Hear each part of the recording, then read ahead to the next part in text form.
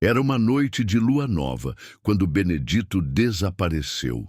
Não foi o primeiro, nem seria o último. Na Fazenda Sombria, localizada no interior de Minas Gerais durante o século XIX, pessoas simplesmente se evaporavam como fumaça no ar. O estranho não era apenas o desaparecimento. Era o silêncio absoluto que se seguia, como se a própria terra engolisse não apenas os corpos, mas também suas memórias. Joaquim, um escravo de apenas 16 anos, foi testemunha ocular do que aconteceu naquela madrugada fatídica. Benedito havia sido chamado pelo feitor para uma conversa particular nos fundos da propriedade. Nunca mais foi visto, mas o que Joaquim presenciou naquela noite mudaria sua vida para sempre e revelaria segredos que a família proprietária guardava há gerações. A Fazenda Sombria não era apenas mais uma propriedade rural. Era um labirinto de horrores, onde o coronel Antônio Ferreira da Silva mantinha um sistema de punições que ia muito além dos castigos convencionais. Havia porões secretos, câmaras subterrâneas e um cemitério clandestino que nunca apareceu em mapa algum. Durante 3 décadas, mais de 40 pessoas desapareceram misteriosamente naquela propriedade. Escravos rebeldes, trabalhadores livres que faziam perguntas demais, até mesmo visitantes inconvenientes. Todos tinham algo em comum. Haviam descoberto algo que não deveriam saber. Esta é a história real por trás dos desaparecimentos, contada através dos olhos de quem sobreviveu para relatar. Uma narrativa que permaneceu enterrada por mais de 150 anos, até que documentos secretos foram descobertos nas ruínas da antiga Casa Grande. Prepare-se para conhecer a verdade sobre a Fazenda Sombria. Meu nome é Joaquim dos Santos, e esta é minha confissão. Durante 60 anos, carreguei este segredo como uma pedra no peito. Agora, aos 82 anos, sinto que preciso contar a verdade antes que ela morra comigo. O que vocês vão ouvir não são apenas memórias de um homem velho. São fatos documentados que descobri anos depois, quando aprendi a ler e pude investigar por conta própria. A Fazenda Sombria existiu de verdade. Ficava a 40 quilômetros de Ouro Preto, numa região montanhosa onde a neblina permanecia densa mesmo durante o dia. O coronel Antônio Ferreira da Silva era conhecido na região como um homem respeitável, dono de uma das maiores propriedades de café da província. Mas por trás da fachada de homem de bem escondia-se um monstro. Eu cheguei lá aos 15 anos, vendido por um traficante de escravos após a morte de meu antigo senhor. Logo percebi que aquele lugar era diferente. Havia regras não escritas, olhares de medo, sussurros interrompidos quando alguém se aproximava. E havia os desaparecimentos. Durante os 7 anos que passei naquela fazenda maldita, presenciei horrores que nenhum ser humano deveria ver. Vi pessoas sendo levadas durante a madrugada e nunca mais voltando. Vi o terror nos olhos de quem sabia demais. E vi como a ganância e o poder podem transformar um homem numa criatura pior que qualquer demônio.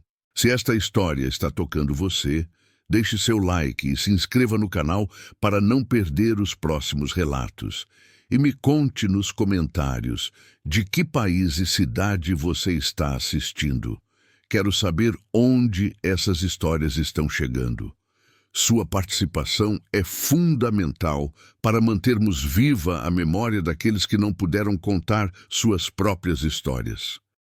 O carro de boi balançava violentamente pela estrada de terra quando avistei, pela primeira vez, a Fazenda Sombria. Era final de tarde de março de 1847, e uma neblina espessa cobria as montanhas como um sudário. O traficante que me conduzia, um homem gordo chamado Sebastião, cuspiu no chão e murmurou algo sobre lugar amaldiçoado. Na época pensei que fosse apenas superstição. A Casa Grande se erguia imponente no topo de uma colina. Suas janelas escuras pareciam olhos vazios observando nossa chegada. Ao redor, As senzalas se espalhavam como feridas abertas na paisagem. Mas o que mais me chamou a atenção foi o silêncio. Numa fazenda com mais de 200 escravos, esperava-se ouvir vozes, cantos de trabalho, choro de crianças. Havia apenas um silêncio pesado, interrompido apenas pelo vento gemendo entre as árvores. O coronel Antônio Ferreira da Silva me recebeu na varanda da Casa Grande. Era um homem alto, de barba grisalha e olhos pequenos, que pareciam avaliar cada movimento meu. Vestia roupas finas, mas havia algo em seu sorriso que me fez sentir um frio na espinha. Mais um para nossa família, disse ele, e sua voz tinha um tom que não consegui decifrar na época. Fui entregue ao feitor, um mulato chamado Damião, que tinha cicatrizes profundas no rosto e mãos enormes. Ele me conduziu até as senzalas sem dizer uma palavra. Durante o caminho, notei que os outros escravos desviavam o olhar quando passávamos. Ninguém me cumprimentou, ninguém demonstrou curiosidade sobre o recém-chegado. Era como se eu fosse invisível. Minha primeira noite na senzala foi reveladora. Fui colocado num canto onde dormia um homem idoso chamado Pai Tomé. Quando a escuridão tomou conta do lugar, ele se aproximou e sussurrou no meu ouvido.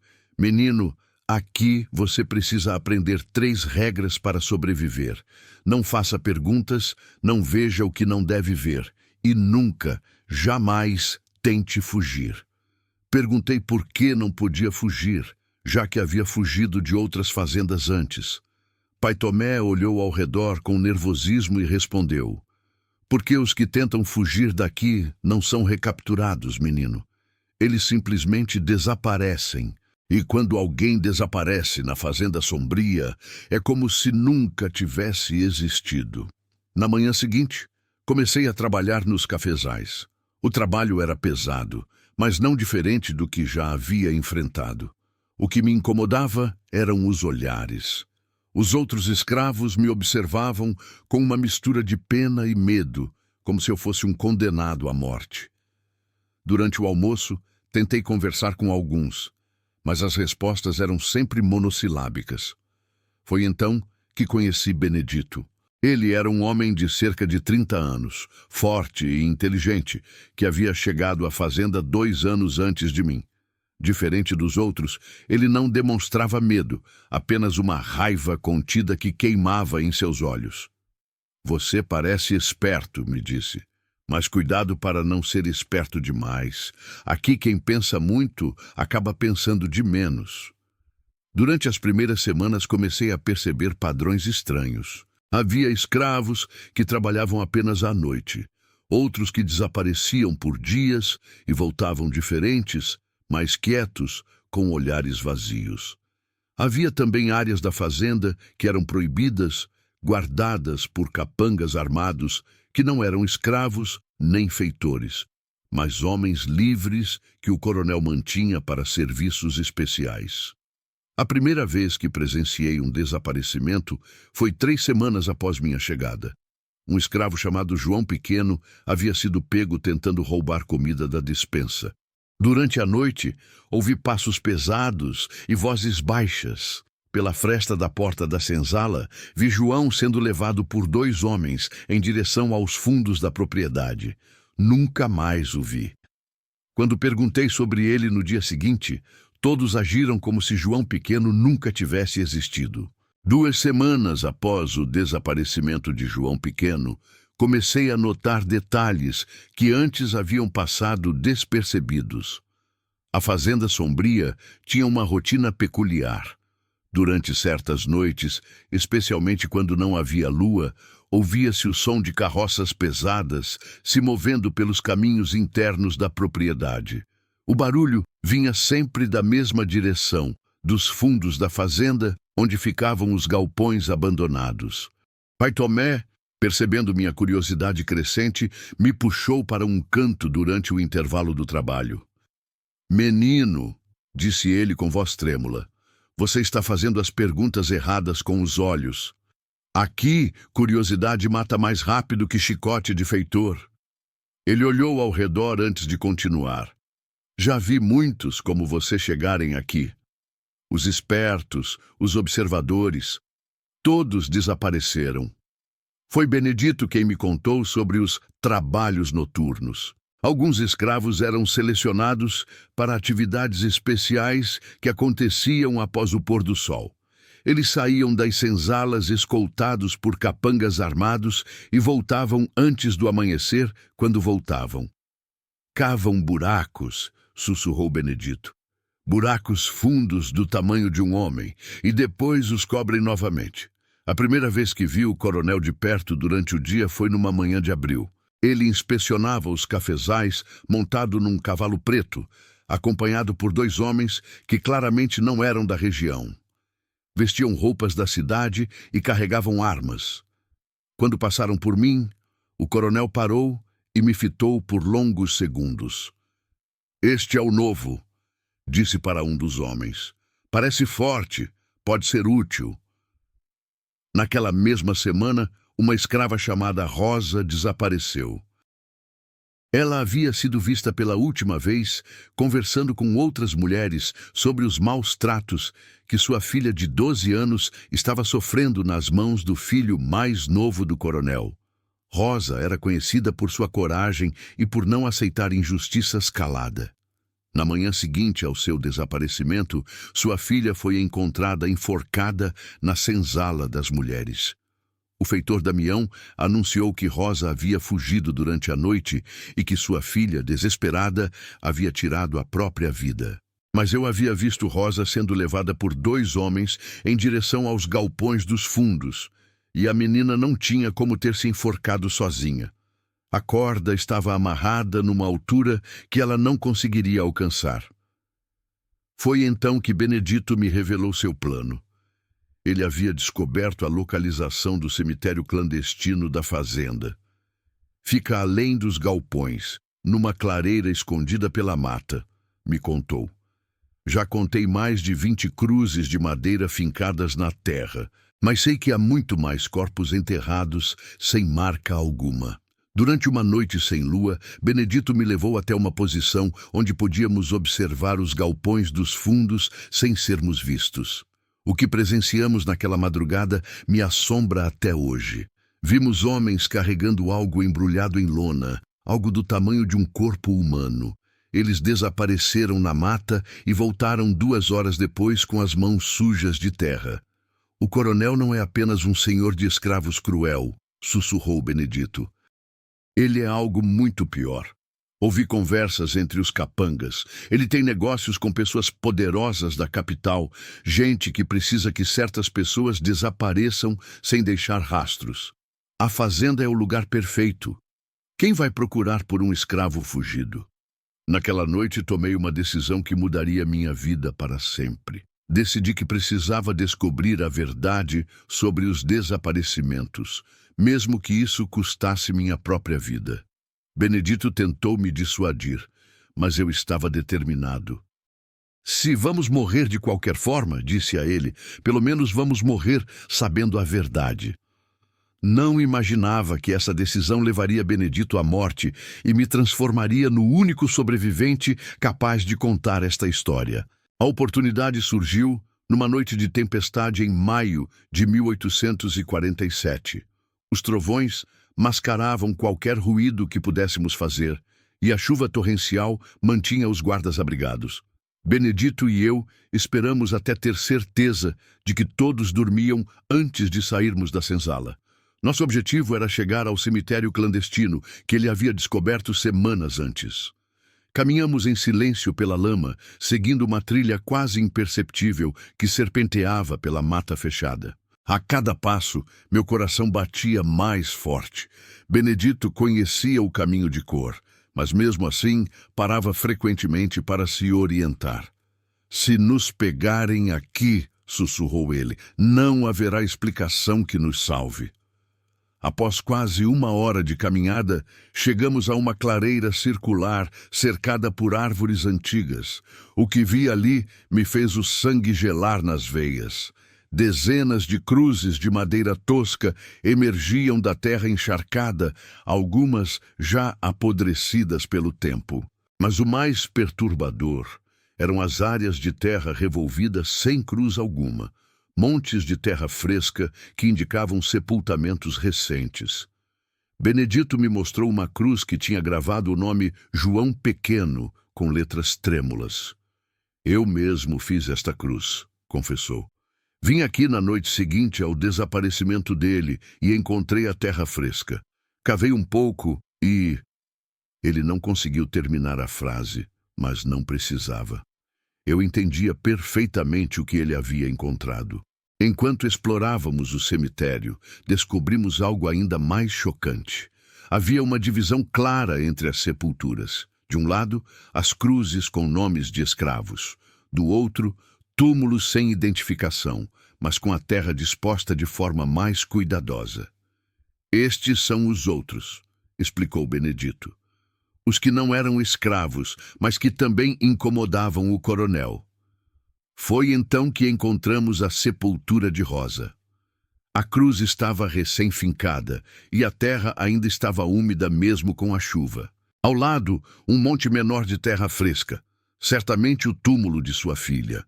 Benedito se ajoelhou diante das cruzes e chorou em silêncio. Ela só queria proteger a menina, murmurou. Enquanto Benedito prestava suas homenagens, decidi explorar a área ao redor. Foi quando descobri algo que mudou completamente minha compreensão sobre a Fazenda Sombria. Escondido atrás de uma árvore grande, havia um galpão pequeno e discreto, quase invisível na escuridão. A porta estava entreaberta. Dentro do galpão, encontrei ferramentas de escavação, cordas, lonas ensanguentadas e algo que me fez vomitar na hora.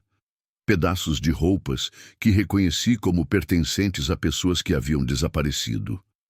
Havia também um livro de anotações com uma caligrafia elegante, certamente do próprio coronel. As anotações eram meticulosas e frias. Cada entrada descrevia uma pessoa, nome, idade, motivo do desaparecimento e data do sepultamento. Li nomes que reconheci, João Pequeno, Rosa, outros escravos que haviam sumido. Mas também havia nomes que não conhecia, pessoas descritas como visitante inconveniente, comerciante curioso ou funcionário do governo. A última entrada do livro me fez tremer. Benedito, escravo rebelde, 30 anos, descobriu demais, eliminar na próxima lua nova. A data era dali a 3 dias. Corri de volta para onde Benedito estava e mostrei a ele a anotação. Seu rosto empalideceu, mas ele não demonstrou surpresa. Eu sabia que meus dias estavam contados. Disse com uma calma assustadora. A questão é, o que vamos fazer com essa informação? Naquele momento, tomamos a decisão que selaria o destino de Benedito e mudaria minha vida para sempre. Voltamos para a senzala em silêncio, carregando o peso terrível do que havíamos descoberto. Benedito sabia que tinha apenas 3 dias de vida, mas sua preocupação não era consigo mesmo. Joaquim, disse ele, você precisa sair daqui. É o único que pode contar essa história para o mundo.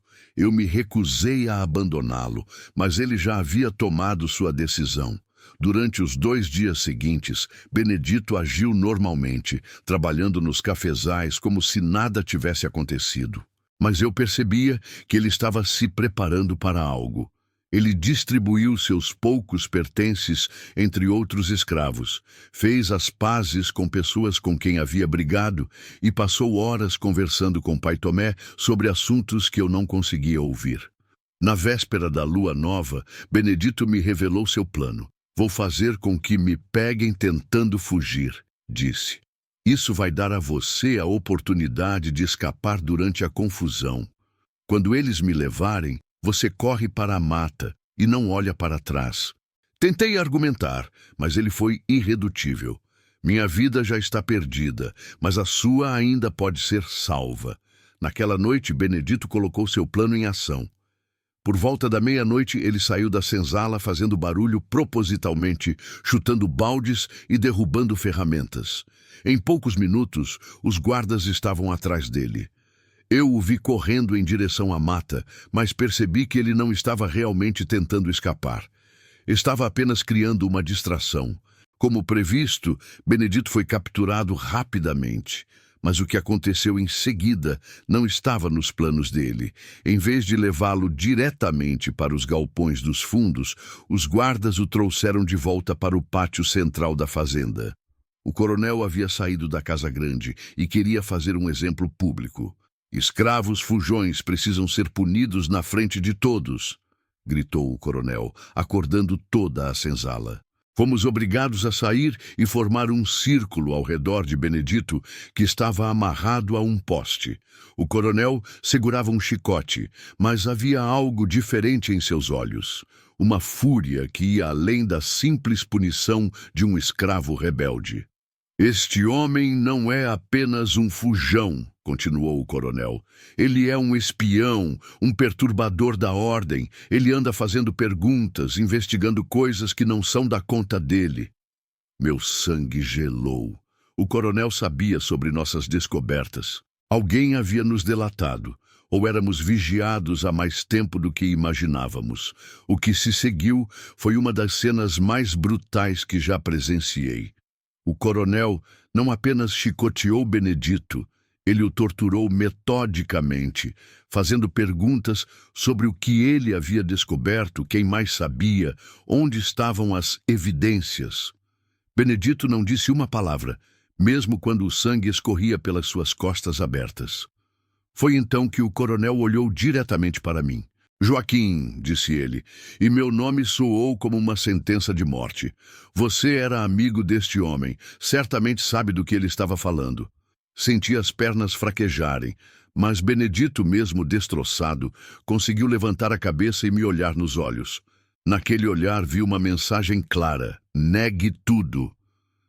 "Não sei de nada, senhor", consegui dizer com voz trêmula.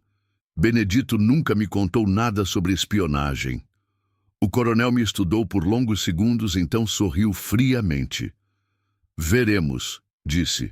Naquela madrugada, Benedito foi levado para os galpões dos fundos. Eu nunca mais o vi vivo, mas sua coragem me deu forças para sobreviver e, anos depois, contar esta história. Seu sacrifício não foi em vão. Ele me salvou para que eu pudesse ser a voz dos que foram silenciados para sempre. Após o desaparecimento de Benedito, vivi em constante terror.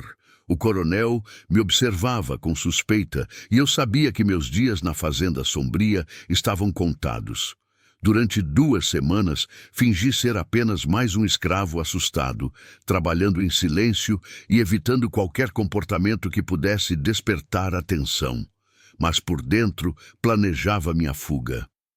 A oportunidade surgiu durante uma noite de junho, quando uma carroça de comerciantes chegou à fazenda. Eles vinham de Ouro Preto e traziam suprimentos para a Casa Grande. Durante a confusão do descarregamento, consegui me esconder na parte traseira da carroça, entre sacos de farinha e açúcar. Meu coração batia tão forte que temi que alguém pudesse ouvi-lo. A viagem até Ouro Preto durou toda a madrugada. Quando os comerciantes descobriram minha presença, já estávamos longe da fazenda. Por sorte, eram homens bondosos que se compadeceram da minha situação. Me deram roupas de homem livre e me ajudaram a chegar até a casa de um padre abolicionista que acolhia escravos fugidos. Padre Miguel era um homem corajoso que mantinha uma rede secreta de apoio a escravos fugitivos. Quando contei minha história sobre a Fazenda Sombria, ele inicialmente duvidou. "São acusações muito graves, meu filho", disse. "Precisamos de provas concretas antes de denunciar um homem da posição do coronel Ferreira da Silva." Foi então que me lembrei do livro de anotações que havia visto no galpão do cemitério. Descrevi em detalhes o que havia lido, incluindo nomes, datas e métodos. Padre Miguel ficou pálido. "Se isso for verdade", murmurou, "estamos diante de um dos maiores crimes já cometidos nesta província." Ele decidiu organizar uma expedição secreta à fazenda. 3 semanas depois, um grupo formado pelo padre, 2 funcionários da justiça e alguns homens corajosos da cidade partiu para a Fazenda Sombria. Eu os guiei até o cemitério clandestino, tremendo de medo de ser reconhecido. Quando chegamos à clareira, o que encontramos superou nossos piores temores. O cemitério havia crescido, novas cruzes haviam sido fincadas e a terra fresca indicava sepultamentos recentes. Mas o mais chocante foi encontrarmos o galpão completamente vazio. O coronel havia removido todas as evidências após minha fuga, porém, ele não conseguiu apagar os corpos enterrados. Durante 2 dias, escavamos cuidadosamente algumas sepulturas. O que encontramos confirmou todos os meus relatos. Corpos de escravos, mas também de pessoas livres, alguns ainda com roupas que indicavam posição social elevada.